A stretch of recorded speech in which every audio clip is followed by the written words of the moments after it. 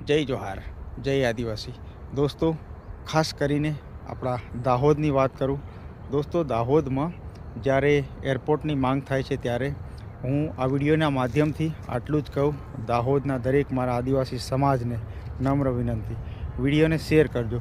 દોસ્તો, ખાસ કરીને આપણો આદિવાસી સમાજ જે મૂળભૂત સુવિધાઓથી ઘણા ગામડા આઝાદીના 78-77 વર્ષો થઈ ગયા પછી પણ વંચિત છે.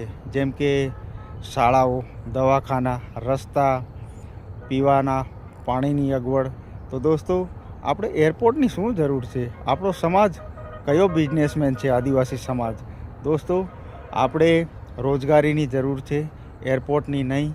આપણા સમાજને શિક્ષણની જરૂર છે, એરપોર્ટની નહીં.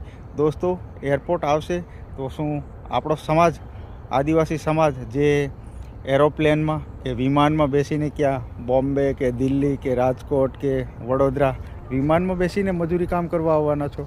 તો દોસ્તો, આ વિડીયોના માધ્યમથી હું એટલું જ કહીશ, આપણા સમાજને વિનંતી, ખાસ આદિવાસી સમાજને. દોસ્તો, આપણા સમાજને જે મૂળભૂત સુવિધાઓ છે એનાથી વંચિત છે, એની જરૂર છે.